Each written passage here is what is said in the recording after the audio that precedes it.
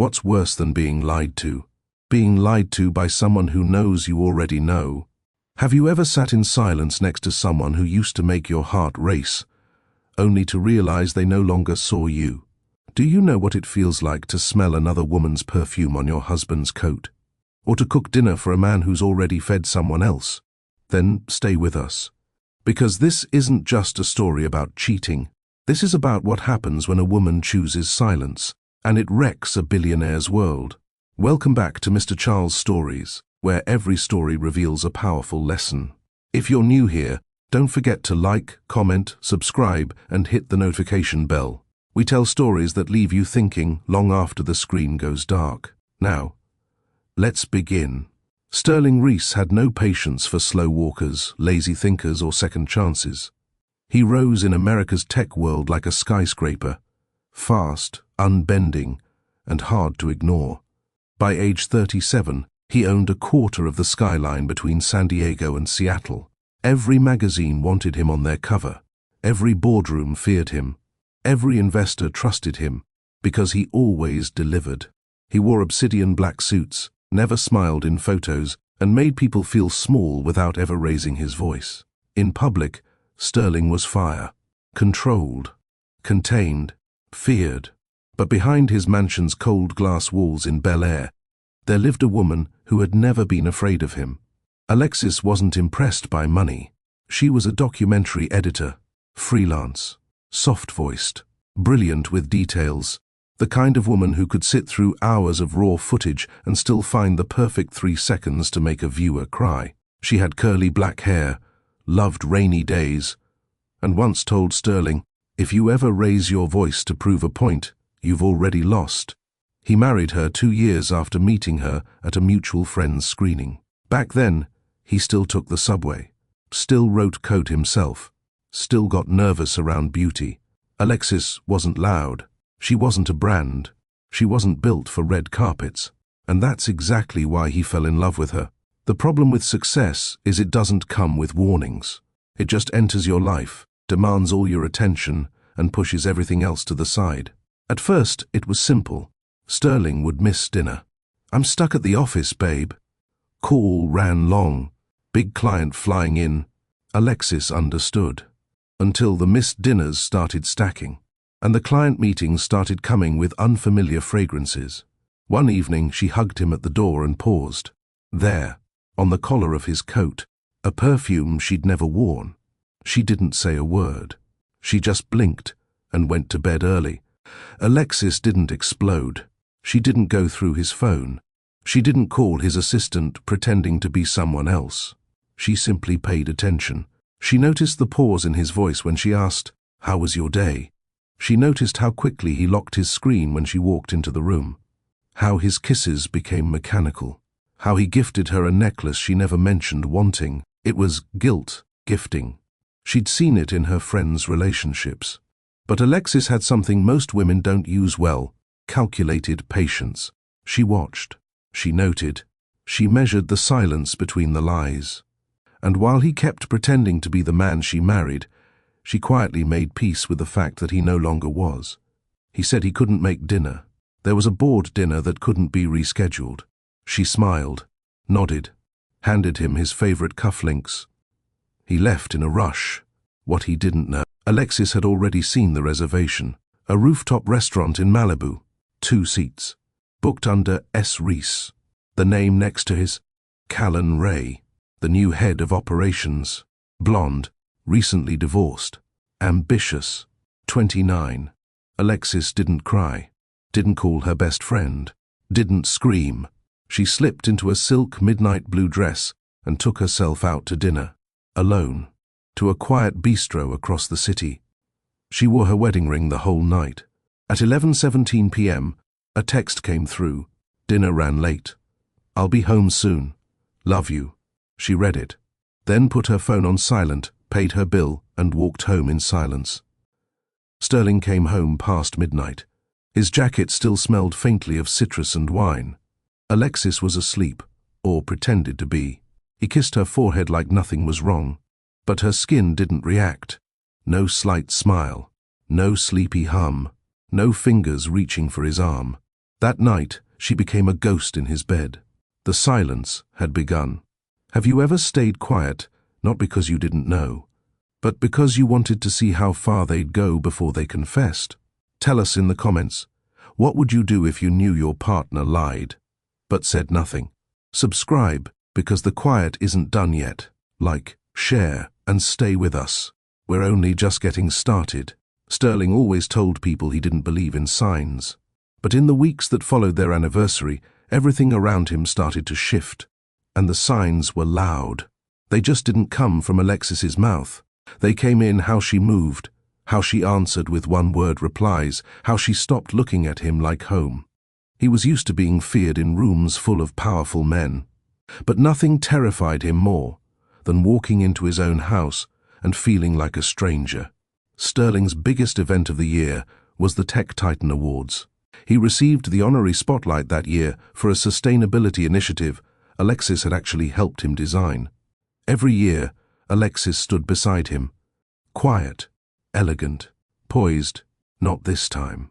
He came home a few days before the event, buttoned his shirt and asked, "You got your dress yet for the gala?" She was brushing her hair. "No," she said calmly. He turned. "You're not going?" She looked at him through the mirror. No, no explanation, no anger, no hesitation. He froze. "Is there a reason?" She didn't flinch. "Do I need one?" That line didn't leave him for days. The night of the gala, Sterling walked in alone. Paparazzi turned their heads, expecting to see Alexis on his arm. They didn't. Callan Ray showed up 30 minutes late. She wasn't supposed to be there. But she came anyway. Sterling had no interest in correcting the narrative now. He let her stay close. Flashbulbs caught them from every angle. She smiled for the cameras. He faked it. Inside, while people clapped for him, Sterling's eyes scanned the room like he'd lost something. Because he had, she stayed home, painted for hours. Classical music played softly in the background. No TV, no social media, no wine. Just peace. Her phone buzzed a few times. She didn't check. By 2:03 a.m., she turned off the lights, curled into her pillow, and slept like she hadn't in months. That night, silence was her protection, and it was the night his guilt started to rot. He came home late. Callan had tried to follow him, but he shook her off in the car. He opened the door expecting light, music, maybe even a confrontation. There was nothing. No light in the entryway, no smell of lavender in the air, no sandals near the door, no music playing from her studio. Her coat was missing. He rushed upstairs. Her side of the closet was bare. The bed was untouched. His voice cracked when he called her name. No answer. He opened the drawer beside her nightstand. Empty. He sank to his knees.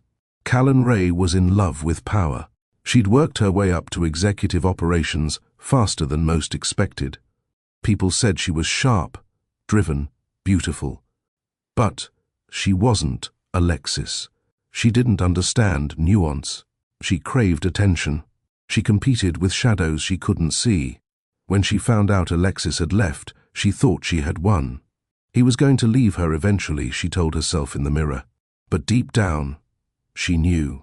She had him now. But she would never be the woman he cried over. Alexis didn't leave in chaos. She left in precision. By Monday, a gold envelope arrived at his office containing her wedding ring.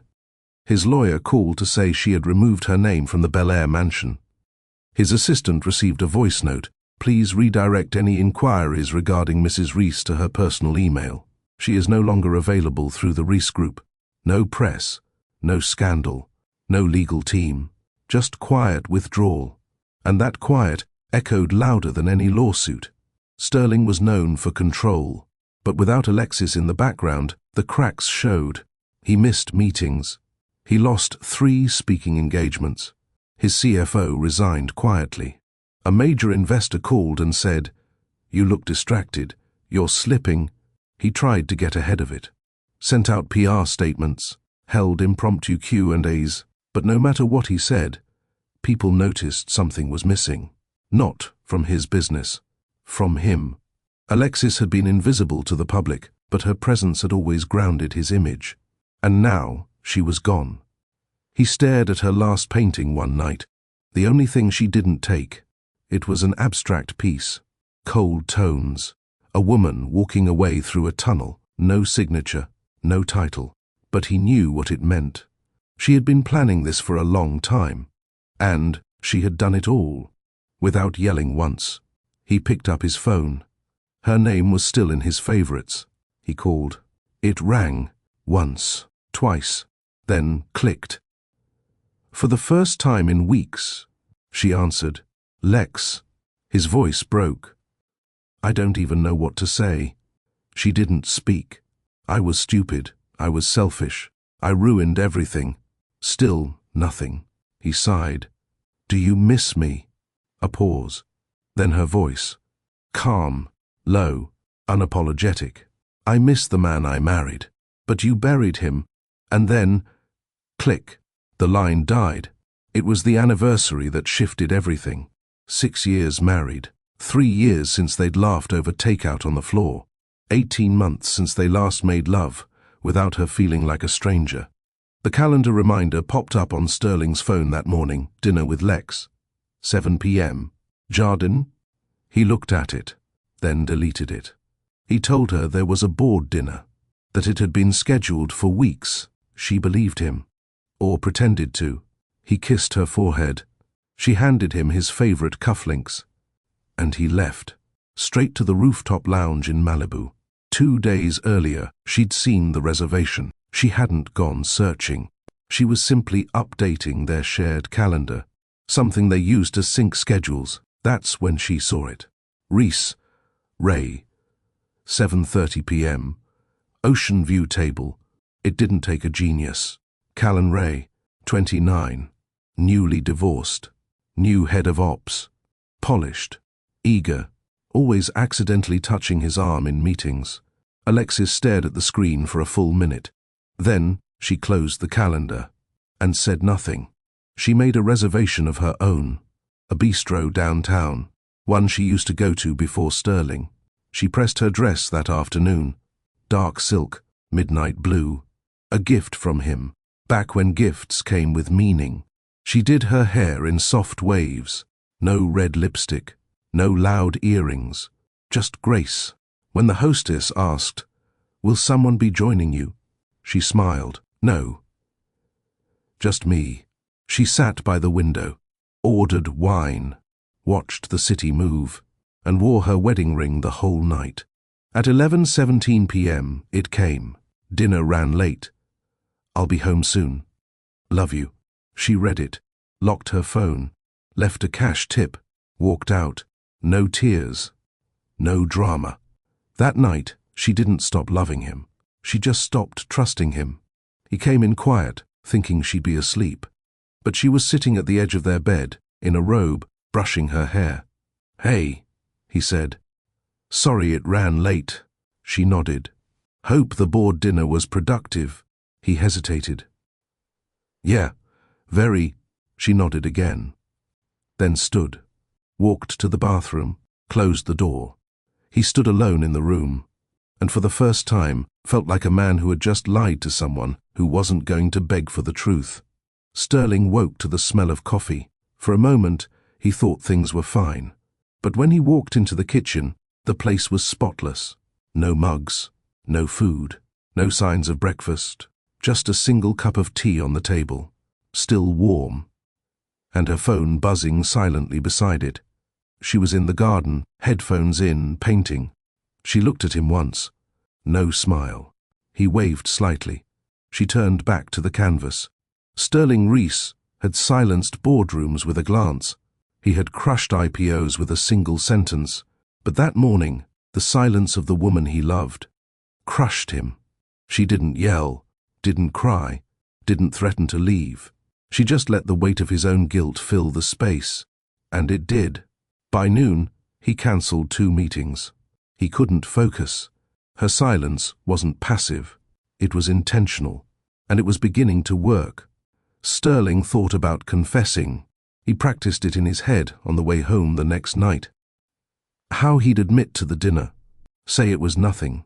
Say it didn't mean anything, that he was just caught in a moment. But when he walked in, Alexis was on the phone. She gave him a small nod, finished her call, and went upstairs. He didn't follow. He just stood there, holding on to a speech that no longer felt useful. She wasn't giving him space to confess. She was giving him enough silence to make him unravel on his own. He opened a bottle of wine, poured a glass, sat at the kitchen island, phone in hand, staring at her contact name. He didn't text. He didn't know what to say. A week passed. She didn't bring it up, didn't ask where he'd been, didn't demand names or answers. Instead, she moved through the house with quiet precision. Every drawer she closed felt final. Every look she gave felt like a question she no longer cared to ask. Every smile, when it did appear, felt polite, like customer service, temporary and cold. He began waking up earlier, hoping to catch her before the silence thickened. Sometimes she was already up, watering the herbs on the balcony. Sometimes she sat barefoot on the edge of the sofa, sipping tea with the same calm as someone who had made peace with walking away. But every time he entered the room, she either left or shut down. He brought home her favorite pastries one morning, left them on the counter with a note, didn't forget. They sat untouched. That evening, he found them in the trash. Still in the bag, still warm. She hadn't even opened them. He started sleeping in later, avoiding eye contact, trying not to trigger whatever distance she was building. One afternoon, as he walked past the bathroom, he saw her staring at herself in the mirror. She wasn't checking makeup. She wasn't adjusting clothes. She was looking at herself, really looking, like someone deciding if the person in front of them deserved more. He paused at the door. "Lex." She didn't blink. He cleared his throat. "You okay?" She finally looked over, then walked past him like he hadn't spoken. He stood in place for a long time, feeling the space she used to fill. That night, he brought out a photo album, one she made for their 3rd anniversary, moments captured without polish, him brushing flour off her nose in the kitchen, them asleep on the couch, tangled in limbs, her laughing at something blurry and unseen. The last photo in the album was a note in her handwriting. "You make me believe in steady love." He read it twice, then closed the book and put it back in the drawer. He started avoiding his office earlier than usual, started leaving work at 4, started making dinner, trying to catch her in ways he never had. One night, he cooked her favorite, pan-seared halibut with lemon butter. He set the table, lit candles. She walked in, paused at the sight, then walked right past to the guest room. The dinner sat untouched. He didn't eat. He sat there for an hour, hoping she'd come out. She didn't. He cleaned the dishes alone, plate by plate, until every surface was spotless again. By midnight, he walked into their bedroom. She was already asleep, or pretending to be. He stood by the bed and whispered, "I'm still your husband." She rolled onto her side, away from him. He stared at the back of her head for a long time before leaving the room. That night, he slept in the guest room, not because she asked him to, because the bed felt wrong with her silence in it. In the morning, he woke to the sound of music coming from her studio. Soft, instrumental. He knocked. No answer. He opened the door slightly and saw her standing at the canvas, paintbrush in hand, working in slow, measured strokes. He stepped in. "You're quiet." She kept painting. "You're loud enough for both of us." He watched her for a few seconds, then said, "I miss us." She dipped her brush in a deep blue. "You miss being missed." He took a breath. "That's not fair." She turned around, slowly, calmly. "What isn't fair, Sterling? That I'm not yelling? That I'm not breaking things? That I'm not making this easier for you to be the victim?" He swallowed. "I just want to fix it." She stepped closer, eyes steady. "You're not sorry for what you did. You're sorry you got caught in a house too quiet to distract you." He couldn't find a reply. She walked past him and closed the door behind her. He stood in her studio alone, surrounded by unfinished canvases and the sharp scent of oil paint. He looked at the one she'd been working on, a lone woman on a small bridge, back turned, walking away from a storm in the distance. No title, No face. Just a slow retreat into peace. He stepped back and left the room. 2 days later, he returned home from a late meeting and found the master closet rearranged. Half of it was empty. Her coats were gone. The shelf where she kept her sketchbooks had been cleared. He walked through the room, checking drawers. All her jewelry boxes, gone. All her skin products, gone. In their place was a single note, folded, blank on the front. Inside, "I'm not angry. I just don't care enough to explain anymore." He sat on the edge of the bed and read it over and over. Then he opened his phone, scrolled to her contact, hit call. It rang once, then twice, then voicemail. He didn't leave a message. He stared at the wall and whispered, "Please say something." But she didn't. Callan Ray waited for the perfect moment. She wasn't naive. She knew she wasn't the first woman Sterling had noticed, but she wanted to be the last. It wasn't about love. It was about proximity to power. Being seen next to a man like Sterling Reese changed everything. Rooms opened faster. Contracts came easier. People listened when she spoke. The first time he kissed her was in an elevator after a late meeting. He didn't apologize. He didn't explain. And she didn't ask for one. He had that effect on people. But she wanted more than moments. She wanted position. When Sterling began acting distant, she blamed work pressure. But as weeks passed, she noticed the shift. He wasn't texting late anymore. He wasn't inviting her to dinners. And most importantly, he stopped talking about Alexis like she was a burden. One afternoon, she walked into his office and said plainly, "You didn't call me back." He looked up from his laptop, expression unreadable. "Been busy." "With your wife?" He didn't respond.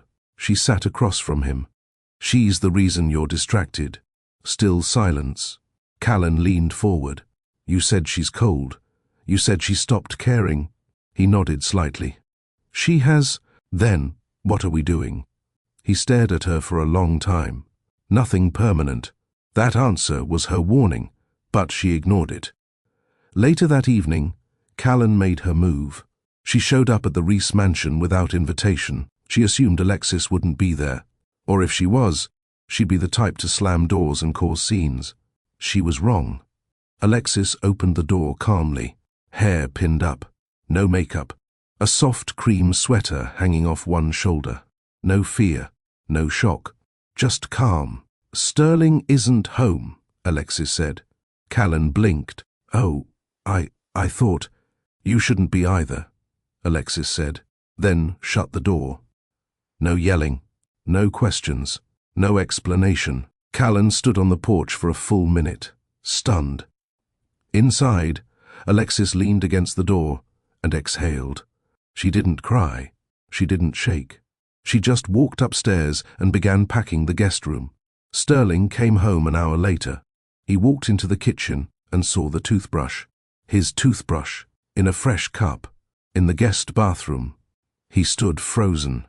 Alexis walked in, holding a folded towel. "You'll be sleeping here for now," she said simply. He tried to speak. "Lex." She held up a hand. "I won't share my bed with someone who lies in it with others." He didn't fight. He just nodded. That night, for the first time in their marriage, they slept on opposite sides of the house. And in the morning, she didn't ask how he slept, because she no longer cared about his comfort. Sterling sat on the edge of the guest bed, staring at the toothbrush. It felt absurd, a small, ordinary object in a glass cup, but that toothbrush said everything. The guest sheets smelled like nothing, no lavender like their room, no residual trace of her perfume, just sterile cotton and cold air. He tried to sleep. He couldn't. The silence that night was worse than shouting. It was the kind that echoed everything you never said. It bounced off the walls and crawled into your chest until you couldn't breathe.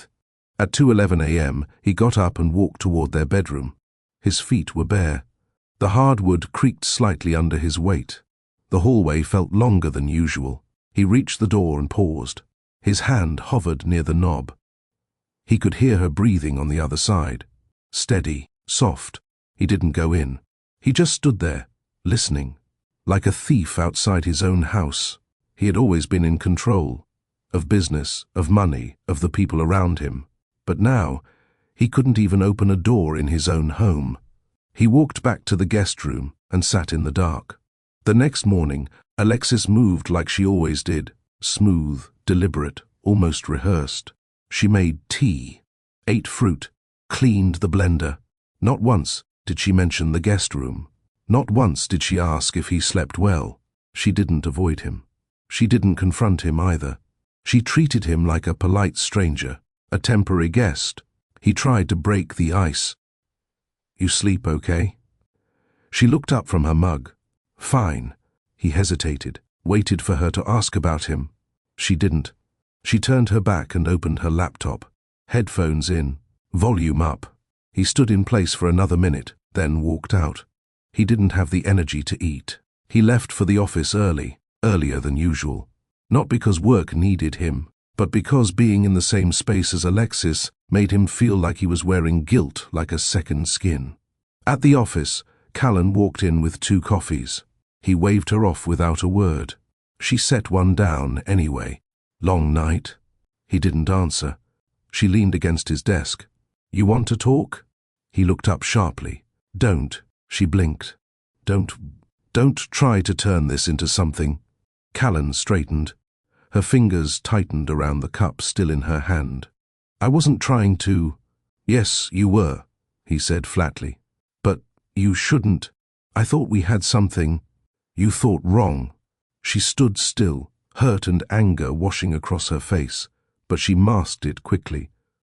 "I'll keep it professional." "Good." She turned and walked out of his office, heels clicking faster than usual. Sterling leaned back in his chair and closed his eyes. Every corner of his life now felt heavy, stained, off balance. He pulled out his phone and sent a message. "Dinner tonight? Just us. No work talk. I want to reconnect." He stared at the screen.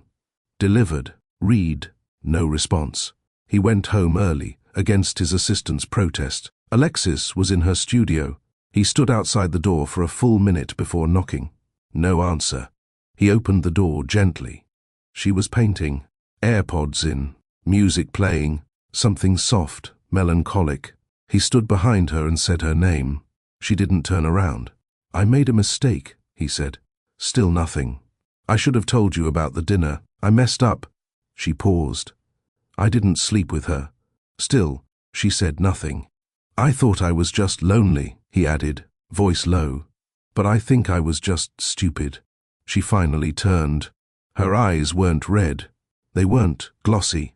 They were calm. "Still, you think dinner is what hurt me?" I lied. "I know that." "No, Sterling." She stepped closer. "You didn't just lie. You let me live beside someone I couldn't trust, and then you acted like I should keep showing up like nothing changed." He tried to reply, but she didn't stop. "You thought you'd get caught, say sorry, and I'd cry and forgive you. I didn't mean for any of it to happen."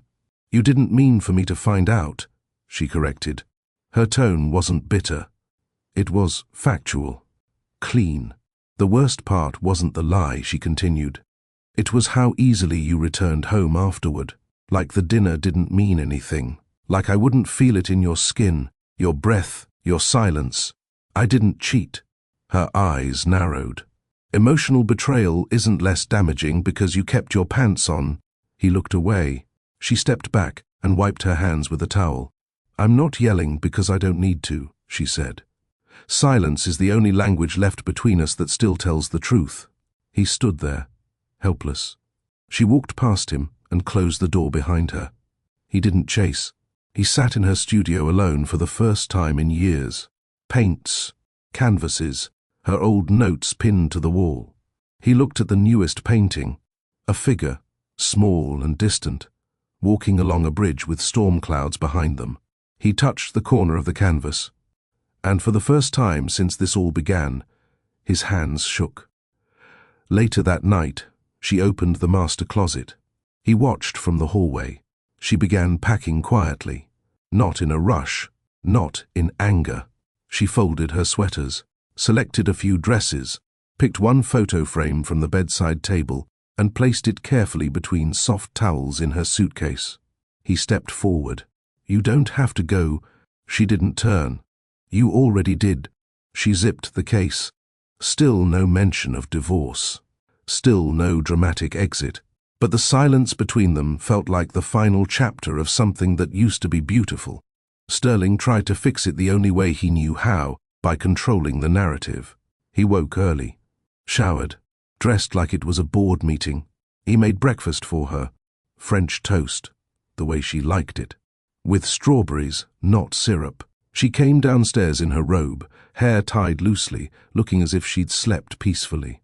He stood by the counter, waiting.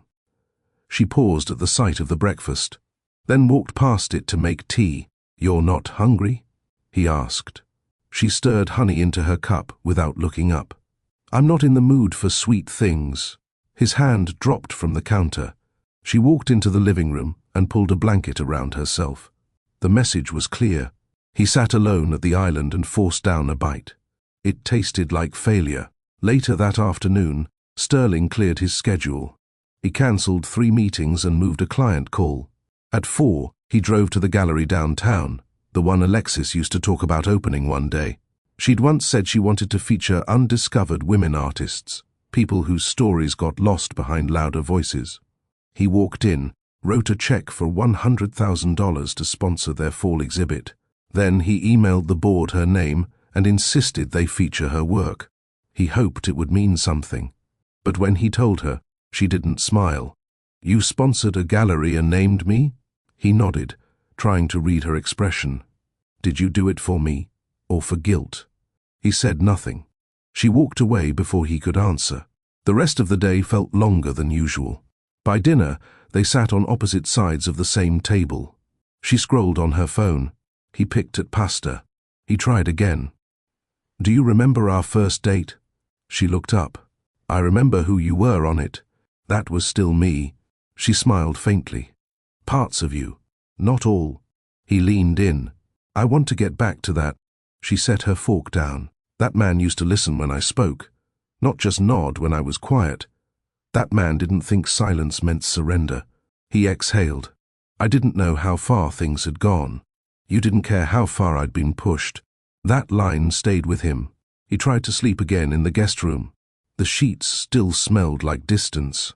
In the middle of the night, he woke from a dream, her standing on the edge of a cliff, looking back at him, saying nothing. He got up and walked down the hallway. The door to their room was open. She wasn't there. He checked the studio. Empty. He moved faster, panic building. Then he found her, sitting outside on the balcony, legs tucked under her robe, sipping tea, eyes on the sky. He stood quietly, watching her breathe in the night. She knew he was there. She didn't move, didn't invite him, didn't tell him to leave. He turned and went back to bed. That was the moment he realized he might have already lost her. The next morning, Sterling sat in the driveway for 20 minutes before starting his car. He was supposed to be on a call with his board at 8 a.m., but his hands wouldn't stop shaking. His entire identity had always been built on control. Deals, meetings, brand image. But no title prepared him for this version of Alexis. She wasn't broken. She was unbothered. That terrified him more than any scandal ever could. At work, people noticed his silence. He wasn't barking orders. He wasn't storming down the hallway. He was drifting.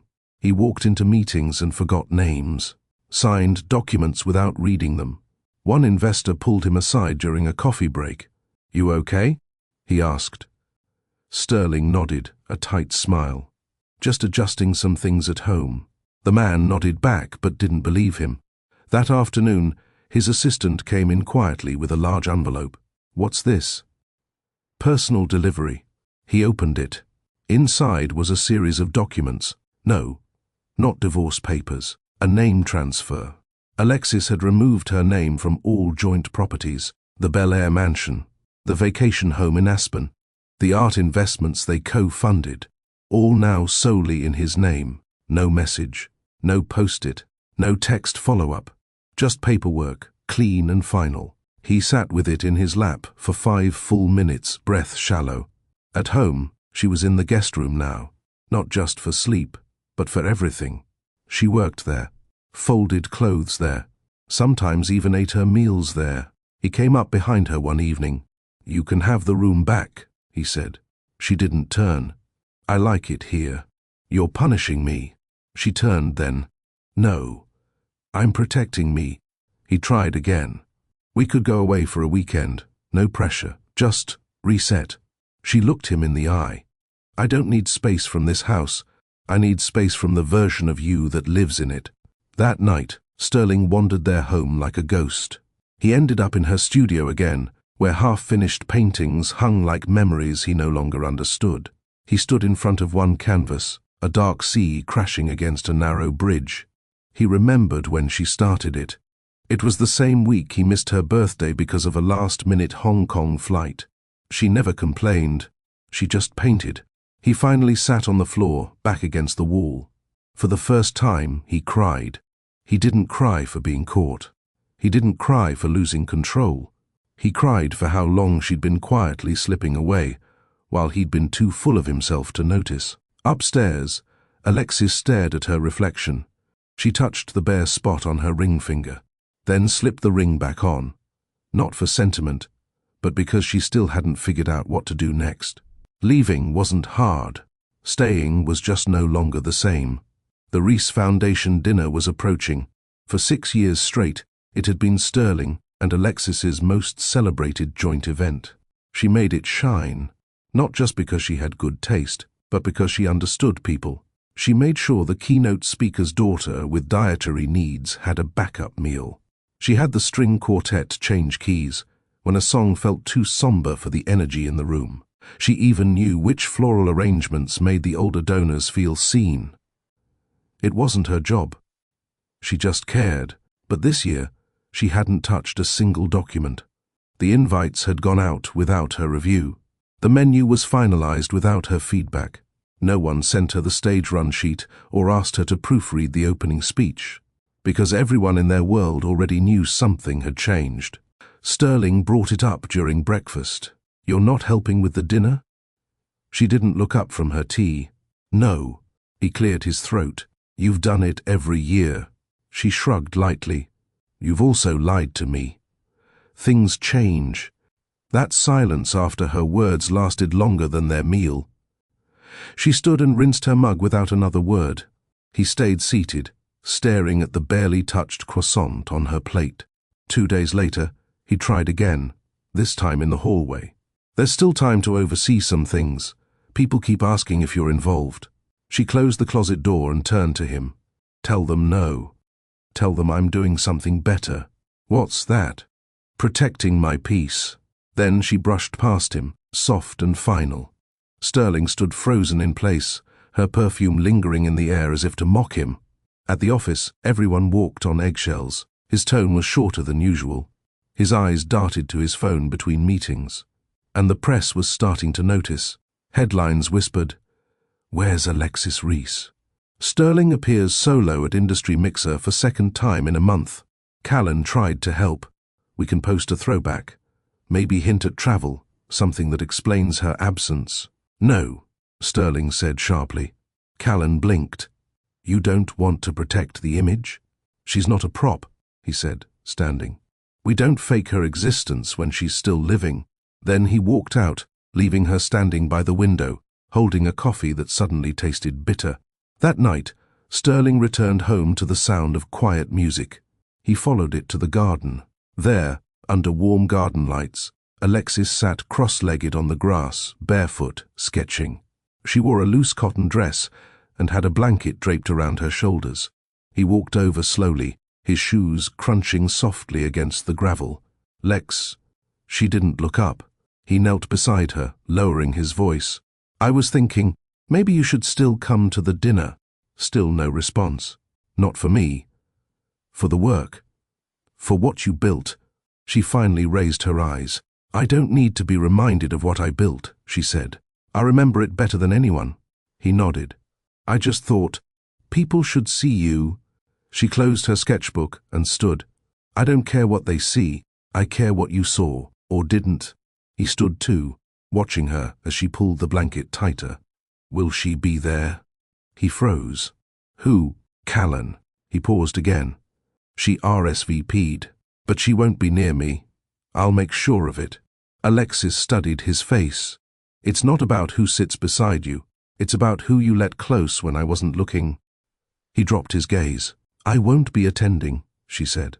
And then she walked into the house, sliding the door shut without a slam. He stood in the garden long after the lights flickered off from the motion sensors. The night of the dinner came fast. Sterling stood in front of the mirror, adjusting his tux. His hands moved slower than usual. He checked his tie 3 times, redid his cuffs twice. He looked at his reflection and saw a man wearing a suit that no longer felt like armor. Downstairs, the driver waited. There were no footsteps behind him, no heels clicking across the marble, no voice asking, "Did you forget the speech?" No earrings placed gently in her jewelry box at the last minute.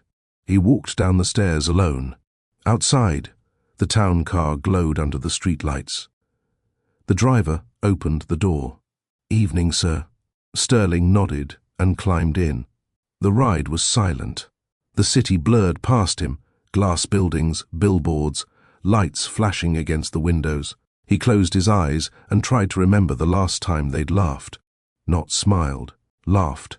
He couldn't. Inside the venue, the lights were warm, the champagne cold, the music elegant. Callan was already there, surrounded by donors. She saw him and started to wave. He gave a slight shake of his head. She backed off. He walked the perimeter of the room, nodding at people he didn't feel connected to anymore. Someone asked, "Is Alexis joining you later?" He smiled the way trained politicians do. "She's taken on a different project." They nodded, assuming project meant charity or travel. But the real project was reclaiming herself. He stood near the stage and watched the MC begin the opening remarks. A video played of last year's highlights. There Alexis was, smiling beside an elderly benefactor, laughing as she clinked glasses with the youth grant winners, adjusting Sterling's tie seconds before he went up to speak. People around him watched the screen and whispered. She was the heart of it. She always made it feel intimate, no matter the size. He said nothing, because it was true. Back home, Alexis was sitting by the window with a mug of chamomile and the curtains drawn. She didn't check the live stream, didn't refresh social media. She lit a candle and sketched in silence. Peace wasn't a destination, it was a decision, and tonight she had chosen it again. The applause at the gala was loud. Sterling stood behind the podium, giving the keynote alone for the first time. The spotlight was hot on his face. The room was packed.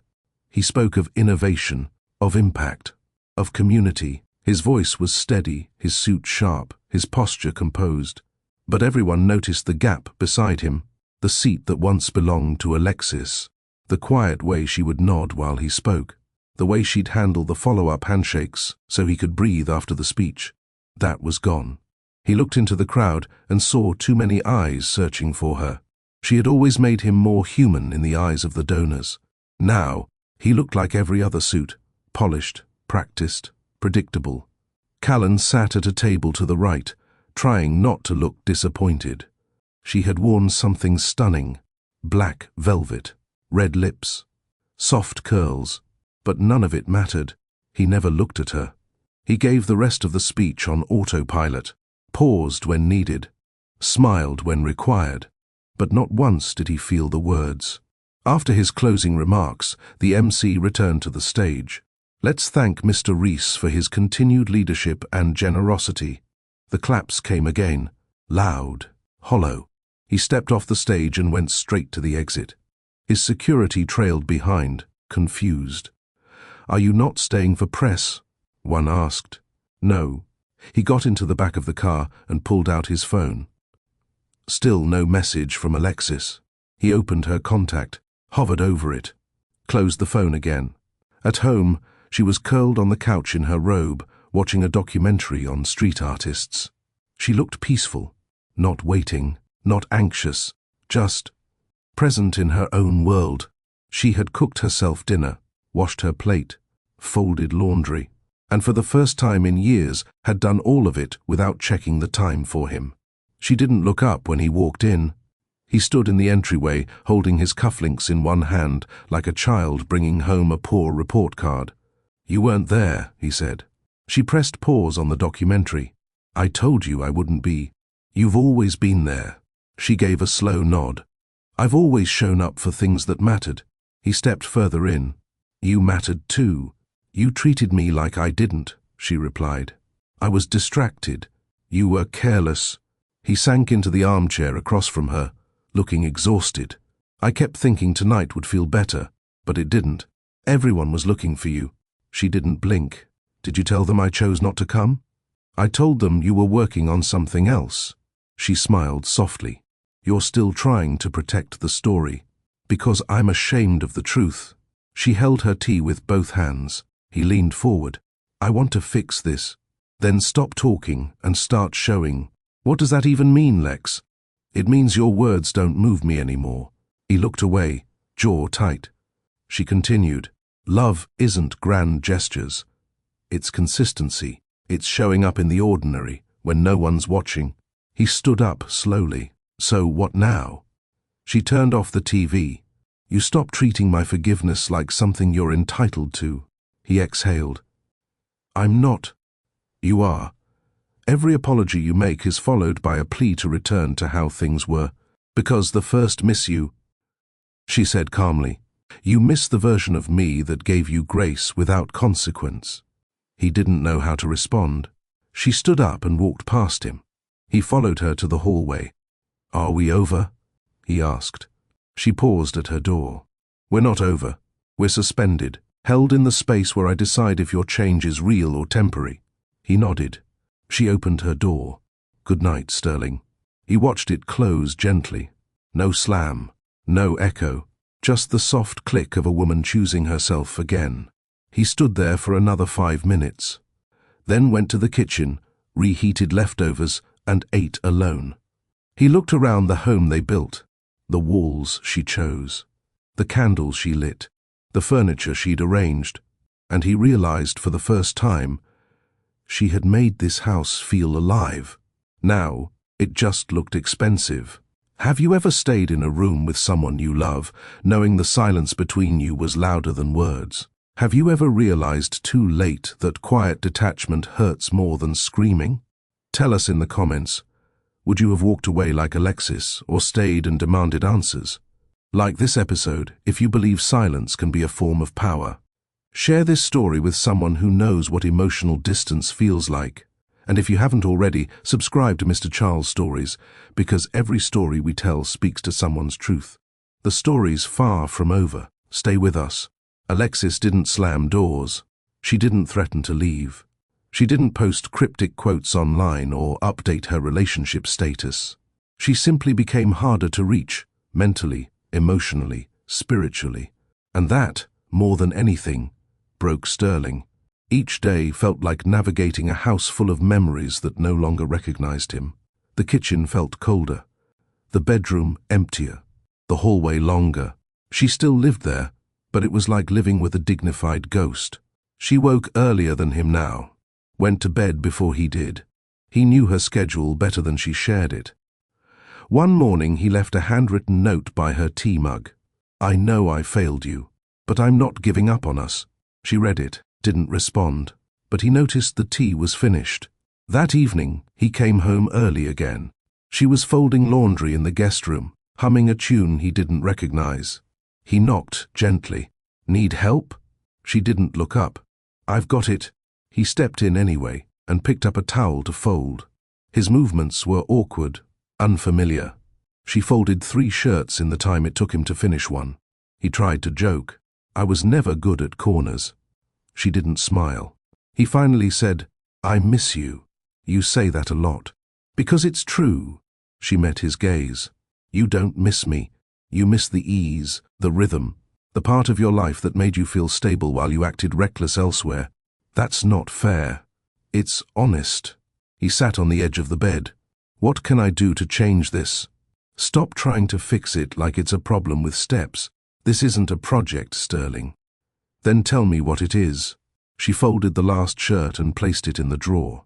It's a wound, and wounds don't heal on command. She left the room. He stayed, sitting among soft clothes and hard truths. Later that night, he heard music coming from the studio. He stood outside the door, hand hovering over the knob. Again, he didn't enter. Instead, he walked back to the living room and sat in the dark, the way he had before all the lights in his life started dimming. 2 days later, an envelope arrived addressed to Mrs. Alexis Reese. Sterling saw it first. He didn't open it. He placed it by her tea mug like a peace offering. When she came downstairs, she glanced at it, turned it over, and smiled faintly. "It's a name I don't use anymore," she said softly. He sat across from her. "You haven't filed anything." "I haven't decided." "Then there's still hope?" She stirred her tea slowly. "There's observation." "That's not the same." He watched her. "You're watching me. I'm watching who you are when you're uncomfortable. That's when people show their truth." He nodded, ashamed. "And what do you see?" She looked up. "A man who's finally scared for the right reasons." He didn't respond. That night, Sterling walked into the guest room and stood silently in the doorway. She was reading. "Do you remember the day I proposed?" he asked. She closed her book. "The museum rooftop. I dropped the ring. You laughed for 5 minutes. You were sweating," she said with a small smile. "I was terrified you'd say no." "You weren't then." "I am now." She set the book aside. "What are you afraid of?" "That I'll lose you quietly. And there'll be no one to blame but me." She nodded, the silence between them heavier than ever. "I want to earn you back," he said. "I want to believe you can." "I'll do anything." "No," she replied. "You'll do everything." He blinked. No grand gesture, no diamond necklace, no public apology, just everything, every day, without a countdown, without expecting applause. He swallowed. "I can do that. We'll see." That weekend, he cancelled a trip to Tokyo. Didn't announce it, didn't wave it in her face. He simply stayed, cleaned the house, cooked twice, fixed the broken drawer in her art cabinet. She didn't comment, but she noticed. On Sunday night, he made her tea and placed it gently by her side of the couch. She sipped. "No thanks." But she didn't move away when he sat down beside her. That night, he returned to the guest room and slept better than he had in weeks. Because sometimes, not being pushed away was the loudest yes. Sterling Reese had built empires, but nothing crumbled faster than a home built on assumption. He had conquered markets, acquired rivals, stacked his name across skylines from Seattle to Singapore. But now, in the privacy of his own home, he couldn't even reach the woman he once woke up beside every morning. And it wasn't because she was gone. It was because she was still there, just out of emotional reach. His empire didn't fall with lawsuits or market crashes. It fell with silence. The silence that began when she stopped explaining how she felt. The silence that deepened when he couldn't remember the last time she asked him, "Are you okay?" and meant it. Investors started noticing. On Zoom calls, he wasn't as sharp. He forgot small things, milestone dates, department updates, names of new partners. People started speaking slower when talking to him, repeating themselves, asking if he needed to postpone. He hated it. Board members who once hung on his every word now exchanged quiet glances when he paused for too long.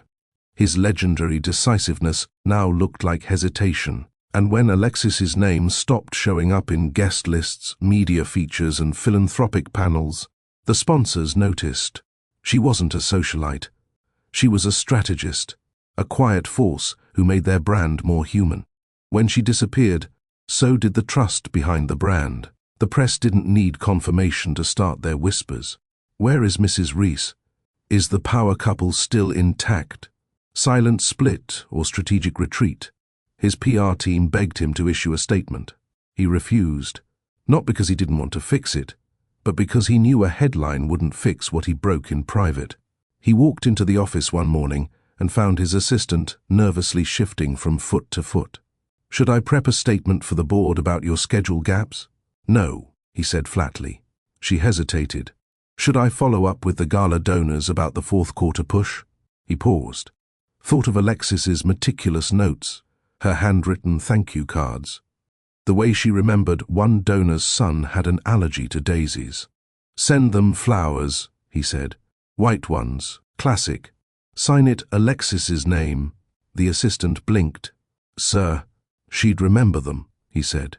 So should we? The girl nodded and left. He sat at his desk, opened his inbox, and stared at a dozen unread messages. But all he could think about was how he hadn't heard her laugh in weeks. At home, things weren't tense anymore. They were still. She no longer looked at him like a man who hurt her. She looked at him like a man she used to know. Alexis had started leaving the guest room door open. She never announced it. She didn't say, "You can come in." She didn't even glance at him when he walked by. But the door no longer being closed, that was an invitation on her terms. She didn't call it her room anymore. She didn't mark her space like a line drawn in battle. And slowly, things began to shift. She ate breakfast at the same time he did again, sat across from him, drank tea while he drank coffee. She still didn't ask about his day, but she asked about the weather. That, for him, was progress. A question about the rain meant more than any "I miss you." It meant her voice still made room for him. He remembered the small things she once loved, fresh lemons on the windowsill, a warm blanket on the couch she always curled under, soft jazz on rainy afternoons. He brought all of it back, quietly. Didn't say, "Look what I did." He simply placed lemons near the window, refolded her favorite blanket, turned on the jazz station when the first raindrops hit the glass. She didn't comment, but she stopped wearing her headphones. One evening he came home later than usual. A product meeting ran over. His phone buzzed with unread texts. He expected the house to be dark. Instead, the hallway light was on. A soft glow spilled across the entryway, and on the kitchen counter sat a bowl of steaming stew, still warm, with a napkin folded neatly over it. No note, no text, no sticky message, just a bowl. Simple, quiet, intentional. He stared at it like it was a message in a bottle. The smell was familiar, the kind of comfort only someone who had memorized your childhood could prepare. He walked over slowly, lifted the napkin, took one bite. The flavor almost made him drop the spoon. Perfect, seasoned the way she knew he liked it. Not too much ginger, a hint of chili, extra broth. He stood at the counter, eating slowly, staring into the dim light. She didn't show herself. He washed the bowl, dried it, placed it in the rack, then whispered to the empty kitchen, "Thank you." He meant it. That night, he walked past her studio door. It was slightly open. He didn't go in, but he saw her inside, barefoot, brush in hand, canvas glowing in the light. She didn't know he was watching, and he didn't make a sound, because for once, his presence didn't need to announce itself. The next morning, they crossed paths in the hallway. She looked at him for 1 full second longer than usual. He noticed 1 second of eye contact. That was it. But that second was loud. It said, "I see you trying. I haven't forgotten who you were. Don't stop." And he wouldn't, because love isn't a rescue mission. It's the quiet, daily choice to still be worthy of being chosen. Sterling didn't ask for more. He had learned not to rush her healing, not to measure progress by grand moments. He focused on presence, on showing up, on small things that required no credit. When she left the laundry in the basket, he folded it. When her car had low fuel, he filled it. When her studio ran out of white paint, he restocked it without a word. She didn't say thank you, but she stopped drawing boundaries with closed doors. Some mornings, they walked past each other and said nothing. Some nights, she left the hallway light on, like she expected him home. It wasn't forgiveness, it was possibility. At work, people began whispering less. Sterling no longer barked orders. He listened more, started holding eye contact in meetings, called people by name instead of title. He realized that power without humility made him look strong, but feel hollow. One afternoon, during a pitch, a junior analyst made a bold suggestion. Months ago, he might have dismissed her. This time, he paused, looked at her, and said, "That's smart. Let's explore it." Later that day, his assistant passed him a note. "You're different lately." He folded it and slipped it in his drawer. That evening, Alexis was sitting by the fireplace when he walked in. She didn't move, didn't greet him, but she didn't leave either. He sat beside her, one cushion away. The fire cracked. The silence settled. After 10 minutes, she spoke. "You've been quieter. I don't want to fill space you haven't invited me into." She nodded once. "I notice the small things," she said. He turned to her. "That's what you always deserved." She looked into the fire. "I still don't know what this is, or what we are." "I'm not asking for labels," he said. "Only for space to keep showing up." She didn't promise anything, but when she stood to leave, she didn't walk alone. She left her cup behind. He picked it up, washed it, and left a fresh one by her side the next morning. One cup didn't change everything. But in a home once built on assumption, quiet effort was finally rebuilding something honest. It was a Saturday, the kind of day Alexis used to plan around: gallery visits, museum walks, farmers' markets. But this one started slow. Sterling was already up. The house smelled like brewed coffee and toasted bagels. She walked into the kitchen, hair still damp from her shower, wearing an old college sweatshirt he hadn't seen in years. "Good morning," he said, casual, like they hadn't spent the last few months living in quiet uncertainty. She nodded, reaching for the fridge. "Morning. Want one?" he asked, motioning to the bagels. She paused, then nodded again. He made her plate, gave her the one with slightly more sesame, remembering she used to like that. They ate, in silence. Then Alexis did something unexpected.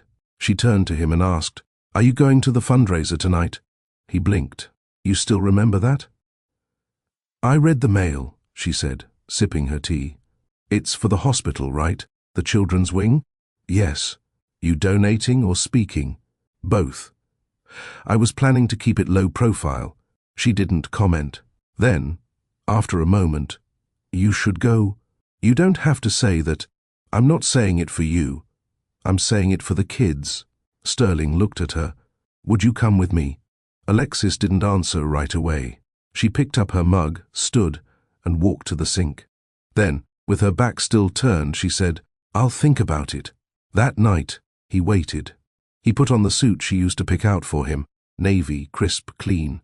He stood by the front door, adjusting his cufflinks. She came out 10 minutes later, hair brushed smooth, light makeup, a long, modest dress, deep burgundy, elegant. She didn't say she was coming. She simply picked up her clutch and said, "Let's go." They arrived together. The cameras outside caught them. Flashes exploded. But inside the ballroom, they didn't hold hands. They didn't perform. Alexis stood beside him when he gave his speech, watched as he pledged a large donation, listened as he spoke, his voice softer, more measured. After the applause, someone approached her. "You're Alexis Reese, right?" She turned. "Yes. Glad to see you here. You're the reason half of his charity initiatives still run, aren't you?" Alexis smiled. "That's generous." "No," the woman said. "It's true. I worked with the youth program. You showed up every month. We all noticed when you stopped." Alexis's eyes flicked to Sterling across the room. Later, in the car, she said, "You never told me people remembered. I didn't think you'd want to hear it from me. I should have heard it anyway." Silence filled the car, but it wasn't heavy. She leaned her head back against the seat, eyes closed. "You embarrassed me once, Sterling," she said. "I know. But tonight, you gave me my name back." His hands tightened slightly on the wheel. "I want to keep earning it," he said quietly. When they got home, she didn't go to the guest room. She went upstairs, into their old bedroom. He didn't follow immediately, but the door stayed open, and for the first time in a long time, the house felt like a home again. Sterling stood outside the bedroom door for several minutes. He could hear the faint sounds of Alexis moving around inside, opening drawers, the soft thud of her heels being kicked off, the quiet zip of her dress being undone. The ordinary sounds of life. But after months of walking on eggshells, they felt extraordinary. He didn't want to assume anything. He knocked lightly. "It's open," Alexis said, her voice calm. He stepped in. The lights were low. She was already in bed, sitting upright, wearing one of her long cotton nightgowns and a satin robe. Her face was bare, her eyes tired but alert. Sterling stood at the edge of the room, unsure. "Are you sleeping here?" she asked. "I didn't want to assume." "You can sleep here," she said, voice even, "but don't reach for me." "Not tonight." He nodded. He removed his jacket, folded it over the chair, then his tie, and unbuttoned his shirt. It was a quiet routine they once shared, a domestic dance between two people who used to know every inch of each other's lives. He slid into the bed beside her. She turned off the light. The darkness felt heavier than before, but warmer.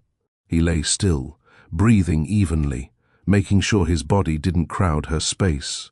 "Did you mean what you said?" she asked suddenly. "About earning my name back?"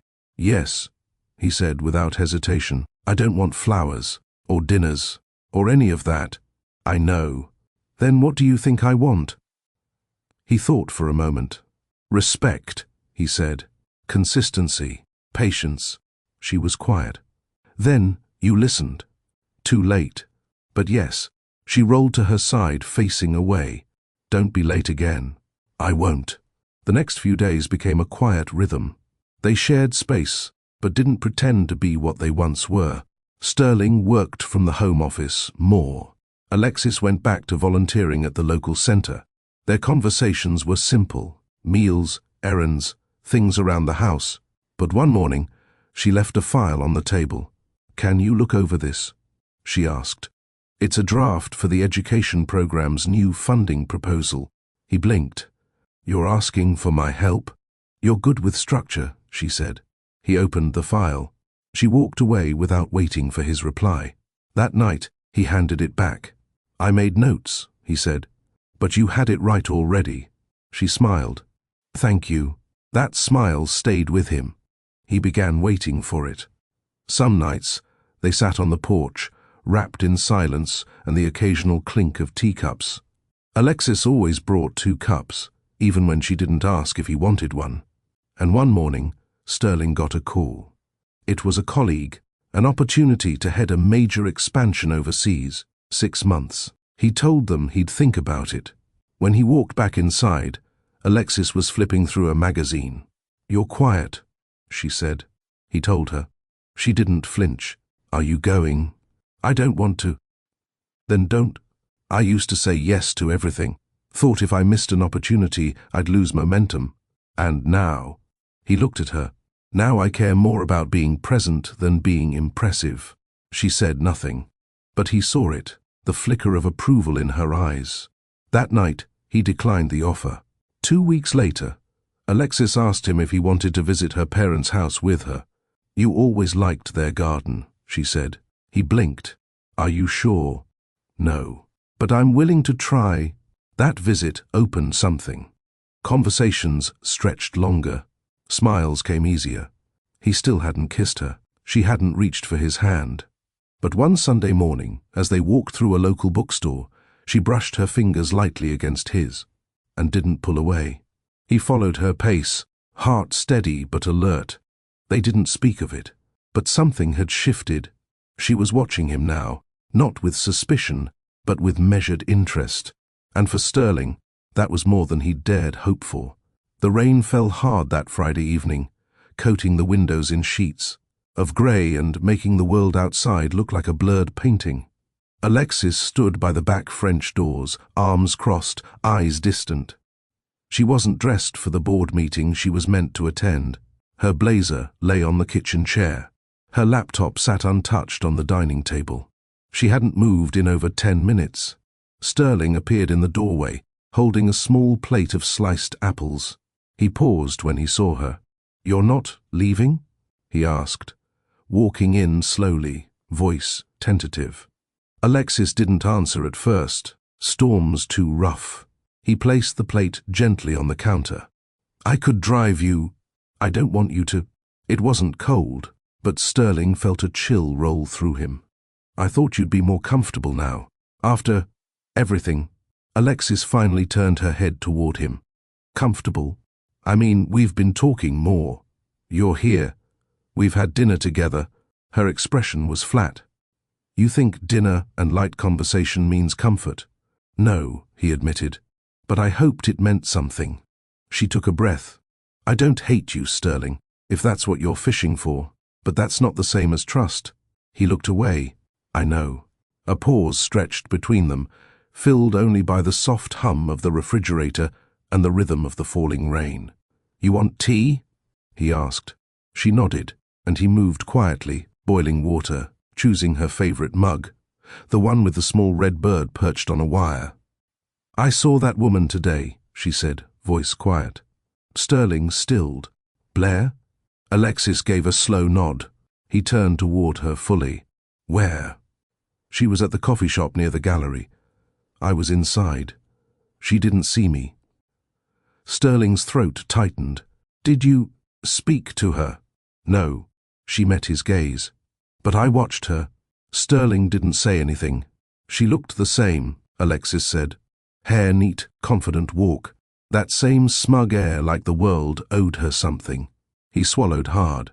I haven't seen her since that night. I know, she said. She looked like she hadn't lost a thing. Sterling leaned back against the counter. Maybe because she never had anything real to lose. Alexis blinked. You had something real to lose. He nodded slowly. I know. And I did. She looked away, pressing her hand against the cool glass. The worst part isn't what you did, Sterling. It's that I still love you in places I wish I didn't. He stepped forward, voice low. I'll carry the guilt, but let me do more than just be sorry. Why? She asked. Why now? Because I'm finally empty of ego, he said, and full of clarity. She didn't respond, and silence returned. He handed her the tea, careful not to touch her fingers. She took it and walked toward the living room, curling onto the end of the sofa. He followed but kept his distance, sitting on the armrest across from her. I've been thinking, she began, about when we first met. He smiled faintly. You wore that green dress with the tiny white dots. She nodded. And you were wearing a tux too formal for a rooftop mixer. You said I looked like a lost groomsman. You were trying so hard to look important. I was, he admitted, chuckling. I had just closed my first 7-figure deal and thought I was untouchable. You were charming, she said. Annoyingly so, but you still gave me your number. I felt sorry for you. He smiled. Fair. The laughter didn't last long. Alexis set her tea down, her expression changing. When did you start feeling unsettled? She asked. He hesitated. Honestly, when I started believing that I deserved more just because I had more. She raised an eyebrow. More what? Attention. Praise. Worship. Everything except what you gave me, truth. She was quiet. I was drowning in self-importance, he said, and Blair fed that. She played into it, made me feel like a king, but it was hollow, always was. Then why did you let her touch you? He didn't flinch. Because I was weak. She stared at him for a long time. I've played that night over in my head 100 times, she said, wondering if I could have changed it, if I'd loved you louder, been more exciting. His eyes widened. No, Lex, don't. I'm serious. I know you are. And that's what hurts the most. He moved closer, but not too close. You didn't fail me, Alexis. I failed myself. They sat like that for a while, letting the rain speak. Eventually, she stood. Good night, she said. He watched her go, not expecting anything more. But she paused at the top of the stairs. I'm not ready to share a room, she said. But I left the guest blanket out for you. You always run cold. His chest tightened. Thank you, he said, voice husky. She nodded and disappeared down the hallway. Later that night, Sterling lay on the couch, staring at the ceiling, unable to sleep. He heard her footsteps at one point, just past midnight. She didn't come downstairs, but knowing she was awake too made him feel less alone. He thought of writing another letter, but stopped. Instead, he opened his phone, scrolled to an old video, one from 3 years ago. Alexis was on the beach, dancing in a sundress, laughing as the wind blew her hair across her face. He'd filmed it without her noticing, then called her name. She had turned, eyes bright, and said, "What are you doing?" "Capturing my favorite moment," he had replied. He watched it again and again, remembering what he had, what he lost, and what he'd give anything to earn back. In the morning, Alexis came downstairs to find him still awake, holding the phone, tears drying on his face. She didn't speak. She walked over, sat beside him, and took the phone from his hand. She watched the video once, then twice. "I remember this," she whispered. "I never stopped loving you," he said. "I know," she said. "But I did stop trusting you," she added. He nodded. "I'm here, as long as it takes." She got up, walked toward the door, then turned back. "You asked what I want now," she said. "Yes, I want the version of you from that beach," she said. "The one who saw me as enough." Then she left for the gallery, and he sat there with a new ache in his chest. Hope. The gallery's front door chimed softly as Alexis entered, the familiar scent of varnish and fresh canvas wrapping around her like a calm wave. Her assistant, Mira, greeted her with a brief update on the week's clients, but Alexis only half listened. Her mind remained tethered to the conversation from last night, the video, the way Sterling looked at her like a man begging time to rewind. "Is he still texting?" Mira asked gently as they reviewed the new installation pieces. Alexis nodded. "Every morning, same time. Like clockwork. You ever reply?" Alexis hesitated. "Only once. Yesterday." Told him the invoice for his gallery commission had cleared. Savage. It was the truth. Mira studied her. "You still love him, huh?" Alexis didn't answer. She didn't have to. By noon, she was back in her office, sipping peppermint tea and scrolling through proposals. The rain had stopped, but her thoughts stayed stormy.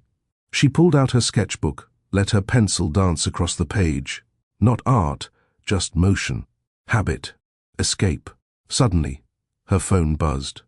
A message from Sterling. "I didn't sleep last night. That video, seeing you like that, I forgot how alive we were." She stared at it. Then, a second message. "Dinner. My place. Just to talk, please." She set the phone down. Across town, Sterling stood in his penthouse kitchen, sleeves rolled, the scent of garlic and rosemary filling the air. He didn't expect her to come, but he wanted to try. He wanted her to remember the man who used to cook for her barefoot, with music playing and wine uncorked. He opened the cabinet. Her favorite plate was still there, the one with the chipped edge she refused to throw out. He set the table for two. When the doorbell rang, he thought it was the concierge, but it wasn't. Alexis stood there, hair tucked into a soft bun, wrapped in her camel coat, lips pressed together. "You cooked?" she asked, stepping in. "I tried." She walked in slowly, scanning the space. Nothing had changed. Same couch, same scent, but something felt different. "You look tired," she said, sliding off her coat. "I haven't been sleeping well. Guilt'll do that." He gave a sad smile. "Can't argue." They sat. He served. Chicken piccata, roasted asparagus, and a side of lemon rice. She took a bite, eyebrows lifting. "You remembered how I like the sauce." He nodded. "Less butter, more lemon." They ate in silence for a while. Finally, Alexis broke it. "Did you love her?" Sterling froze. "No," he said quietly. "I loved how she looked at me, like I was flawless. And I didn't. You looked at me like I was real. That scared me." She stared down at her plate. "I thought I'd hate you forever. You'd have every right. But I don't." He looked at her. "I'm still angry," she continued. "Still hurt. Still waking up from dreams where you didn't lie. I'll hold space for all of that. Will you?" He reached into his jacket and pulled out a small notebook. "What's that?" "I started writing letters," he said. "To myself, to you, to the version of us I destroyed." She watched him flip through pages of scratched ink, dated entries, confessions. "I'm not asking for your heart," he said. "I'm asking for your honesty." She leaned back, eyes scanning him. He looked older, not in age, in weight, like regret had added years to his soul. "All right," she said. "You want honesty." He nodded. "I still crave your arms when I'm alone. I still smell your cologne in my sleep. I still want to believe this version of you is real." His breath hitched. "But I don't trust you with my softest parts yet," she said. "And I won't pretend otherwise." He nodded slowly. She stood, walked to the balcony, looked out over the city. "When we got married," she said, "I thought love was enough. I did too. But now I know, love without character is just chaos." Sterling joined her. "Then let me show you mine." She looked at him. "You can't rebuild overnight," she said. "But if you're serious—" "I am." "Then earn it." They stood there for a while. The wind blew gently. A single bird passed across the skyline. "I should go," Alexis said. "Do you want me to call a car?" "No, I'll walk." She started toward the door.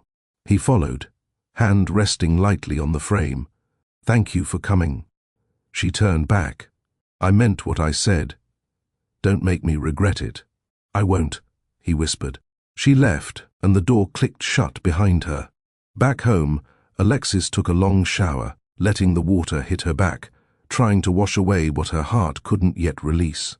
She stood in front of the mirror afterward, towel wrapped around her, staring at herself. Not the woman Sterling had betrayed, not the woman who cried on the bathroom floor that night, but the woman who walked back into his life on her terms, the woman who didn't beg, didn't break, and wasn't going to bend unless it was her choice. She slipped into bed, phone in hand, opened a note, typed one line, "Character is who you are when no one's watching." Then she turned off the light. Across the city, Sterling sat on the floor of his living room, reading another letter he had written weeks ago but never sent. And for the first time in months, he smiled. Hope wasn't loud. It was quiet. But it had a heartbeat again. The first day of spring came with shy sunbeams, casting long streaks of gold across Alexis's gallery floors. The city was still shaking off winter's dust, but in her world, things had already shifted. She stood before a large canvas, brush in hand, but unmoving. The piece had been stalled for weeks, since Sterling's dinner, since she looked into his eyes and didn't see a lie, but didn't quite see safety either. "Alexis," Mira called softly from behind her, "you have a visitor. Says he's here for the silent painting." Whatever that means. Alexis blinked, lowered her brush, and turned. Sterling.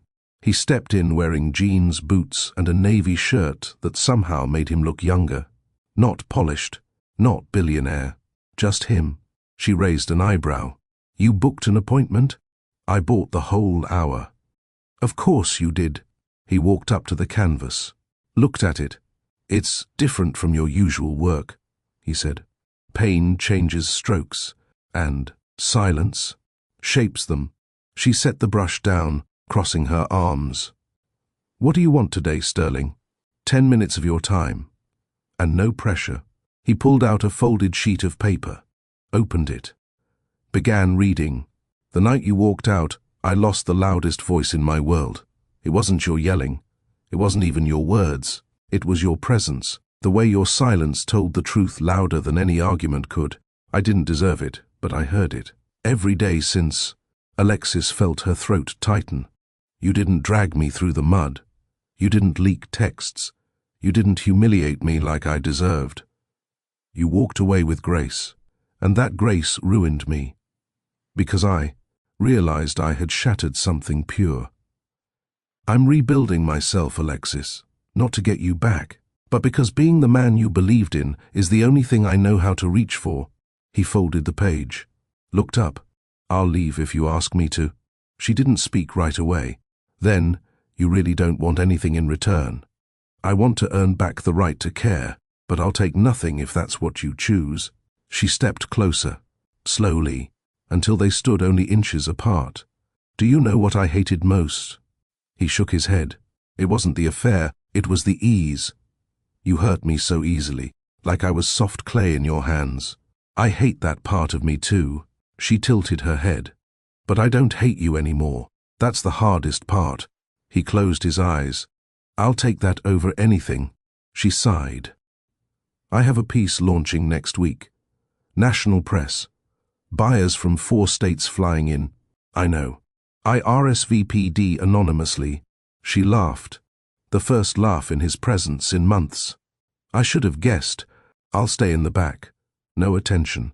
No disruption. Her eyes softened. You're changing. I have to. Not for you. But because the man I was, I don't want to be him ever again. She looked at the painting, then back at him. I have one rule. If you want to show up in my life again, name it. Let your actions speak louder than your confessions. Done. He turned to leave, but paused at the doorway. Alexis? Yeah? Thank you for not destroying me when you could have. She met his gaze. Sometimes, silence is the loudest justice. That night, Sterling didn't text her, didn't send flowers. He honored her space like it was sacred. And Alexis noticed. Days passed. She received an anonymous donation to a scholarship fund she quietly supported for inner-city kids who loved art. The amount? $150,000. No name. But she knew. At her gallery's national exhibit, Sterling stood in the far back, dressed in all black, avoiding attention. He watched her shake hands, pose for cameras, speak on a panel with poise and brilliance. She never looked his way, until the final applause. Then her eyes found him. He nodded once. She smiled, just slightly, and kept moving. Weeks turned into a month. No begging, no demands, just slow, quiet consistency. Then, one Friday evening, as she closed the gallery, Alexis found a book on her desk. The Art of Waiting. Inside, a note. I'm not asking you to come back. I'm asking to keep showing up, until you believe I won't vanish. She stared at it for a long time. The next morning, she called him. Sterling? Yes? There's a food truck festival in Midtown today. I need a second opinion on tacos. His breath caught. You're serious? 11:30. Don't wear those shiny loafers. He smiled into the phone. I'll be there. Alexis didn't touch his hand during the festival. She didn't lean in when he made her laugh, and she never asked personal questions. But she didn't walk away either. Sterling took it as the clearest sign of progress. They sat on a curb, surrounded by locals and street music, each holding a plate of grilled corn tacos. You still hate cilantro? She asked, watching him pick it off. I tolerate it. For diplomacy. She smiled. So, you've evolved. In small ways. I'm not expecting fireworks. Good. Because this is a slow burn. If anything, I'll take smoke over silence. She paused, considering him. I don't trust you yet. I wouldn't trust me either. Not if I were you. And I'm not interested in rebuilding what we had. I understand. But if you're really willing to build something different, something honest. He turned toward her. I am. She handed him her last taco. Then we'll see. 2 weeks later, Sterling showed up to one of her high school mentorship classes. Quietly, sat in the back. Watched her teach young girls how to mix emotion into brushwork. When the class ended, one of the girls asked, "Who's that man in the back?" Alexis replied, "That's someone learning how to be present without being the center." Sterling heard it and stayed in his seat. Later that night, Alexis sent him a single photo. One of the students had painted a canvas titled Resilience. The colors were soft but bold. Her message, they're watching everything. I'm glad they saw you sit still. He responded with a heart emoji. Nothing more. Slow became steady, and steady became familiar. But Alexis never rushed forgiveness. She kept her boundaries like walls with small windows. And Sterling respected each one. Then one evening, she invited him into her apartment. For dinner, he wore a grey sweater and brought wine. She was barefoot and in black silk. Nothing was said about their past, only about how she hated mushrooms, loved thunderstorms, and wanted to take a pottery class this summer. When he got up to leave, he didn't ask for a kiss, but she kissed his cheek at the door. That was enough. Spring melted into summer. Alexis found herself laughing more, sleeping better, painting deeper. Sterling started working with a therapist, volunteered at a youth tech program, even went weeks without seeing her, because healing didn't beg for constant attention. He showed up when it mattered, stayed back when it didn't, and Alexis noticed. Then, one afternoon, she held an open studio session for the public. People wandered in and out, admiring pieces. At the far end, a new canvas stood, veiled by a white cloth. At noon, Alexis stepped forward. "This piece isn't for sale," she announced. "It's not even for show, but it's part of my healing, and I thought it deserved sunlight." She pulled the cloth down. The canvas revealed a painting titled, "After the Storm." It was them, two figures standing near a shoreline, one reaching, the other deciding, soft rain in the background. The crowd murmured, but Sterling didn't speak. He stood far back, near the exit. He saw it. He knew. That night, Alexis knocked on his door. He opened it, surprised. She held nothing. No bag, no coat, just herself. "I'm still not ready for everything," she said. "I wouldn't ask you to be, but I'm ready to try something.